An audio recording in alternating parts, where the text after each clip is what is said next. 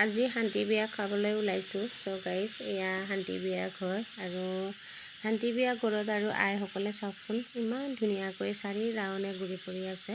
আপোনালোকে দেখিছেই নহয়। হাই হেল্ল' নমস্কাৰ আৰু কমলেশ চুদুং মোৰ ইউনিটি ভিডিঅ'লৈ সকলোকে স্বাগতম জনাইছোঁ। চ' গাইজ প্ৰথমে মোৰ পেজটো সকলোৱে ফ'ল' কৰি ল'ব আৰু মোৰ ইউটিউব চেনেলটো অঞ্জু পেগু নৰ বুলি আছে, সকলোৱে ছাবস্ক্ৰাইব কৰি দিব। চ' গাইজ ফাইনেলি শান্তি বিয়া ঘৰলৈ পালোহি। এয়া পেণ্ডেলটো চাওকচোন ইমান চিম্পুলকৈ ধুনীয়াকৈ বনাই আছে আৰু এয়া মই আহি আছোঁ আৰু আহিয়ে দেখিলোঁ যে বাপ ইমান মানুহ আহিছে। সঁচাকৈ গাঁৱৰ জেগাত যে ইমান মকামিলা প্ৰীতিকে ইমান মিলা প্ৰীতিকে থাকে, সঁচাকৈ চাই কিনি বহুত ভাল লাগে। আমাৰ যে টাউন পৰিৱেশত যে মানুহ একেবাৰে নাহে আৰু যিসকলক মাতিছোঁ এইসকলেহে আহে। এয়া গাঁৱৰ মানুহবিলাক আপোনালোকে চাওকচোন, আইসকলে ইমান ধুনীয়াকৈ চাৰি ৰাউণ্ডে পেণ্ডেলৰ তলত বহি কিনি কিমান ধুনীয়াকৈ ছোৱালীজনীক নীতি নিয়ম কি কৰিব লাগে কি কৰিব নালাগে গোটেইখিনি এয়া চাওকচোন ইমান ধুনীয়াকৈ কৈ দি আছে।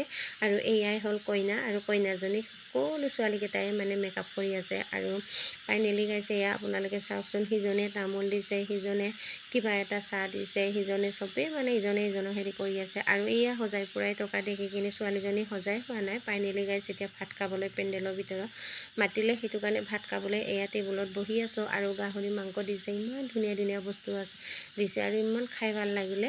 আৰু ফাইনেলি গাইছে এতিয়া মই প্ৰেজেণ্ট দিবলৈ আহিলোঁ। ছোৱালীজনীকো সজাই পুৰাই হৈ গ'ল, এতিয়া প্ৰেজেণ্ট দিবলৈ আহিলোঁ।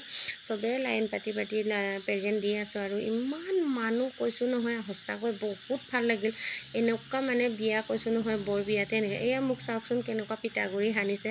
বিয়নী নহয় নেকি বুলি কৈ কিনি এয়া পিঠাগুড়ি সানিলে, দেখিছেনে মুখখন একেবাৰে মোৰ বান্দৰ নিচিনা হৈ গ'ল। আৰু সঁচাকৈ এই নীতি নিয়মবোৰ ভৱিষ্যতলৈকে থাকিবনে নাই জানো। আজিকালি এই নীতি নিয়মবিলাক সঁচাকৈ ভিডিঅ'তে বন্দী কৰি ৰাখিব লাগে, বহুত ভাল লাগে। এইবোৰ নীতি নিয়ম চলি থাকিবনে নাথাকিবনে, আজিকালি দিনকালবোৰ বহুত আধুনিক যুগ আহিছে, দিনক দিনে আগৰ দিনৰ নীতি নিয়মবোৰ হেৰাই গৈছে।